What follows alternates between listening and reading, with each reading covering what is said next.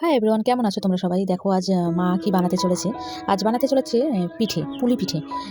এটাকে অনেকে অনেক রকম নামে জানি, কিন্তু কে কী নামে জানে আমার সঠিক জানা নেই। তবে আমরা পুলি পিঠে বলেই চিনি। কারণ একই জিনিসের একেকটা জায়গায় একেক রকম নাম তো। তো ক্ষীরটাও মা ঘরেই বানিয়েছিল দুধ দিয়ে। তো খেতে খুব সুন্দর হয়েছিল। এই শীতের মরশুমে সকলের ঘরেই আশা করি এরকম হবে, আর হচ্ছেও। আজ নয় কাল। তো তোমাদের পিঠে কেমন লাগে অবশ্যই জানিও। আমার যে খুব ভালো লাগে তা ঠিক নয়, মানে মোটামুটি লাগে, কারণ মিষ্টি জিনিস আমি একটু অ্যাভয়েড করি, আমার খুব একটা ভালোবাসি না। একটু নতুন নতুন হলে খেতে ভালো লাগে এই যা, কিন্তু যে খুব ভালোবাসি সেটা নয়। তো আমিও একটু মায়ের সাথে হাত লাগিয়েছিলাম, তো তোমাদের সামনে শেয়ার করলাম। প্রত্যেকটা মুহূর্তে তোমাদের সামনে শেয়ার করতে চাই।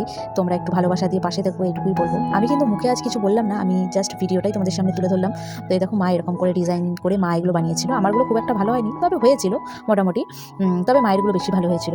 তো দেখো এরকম পিঠে কে কে ভালোবাসো, আর কে কোথা থেকে দেখছো আমার ভিডিওগুলো। এটা কিন্তু আমার মেয়ে বানিয়েছিল একদম ছোট্ট করে, দেখো।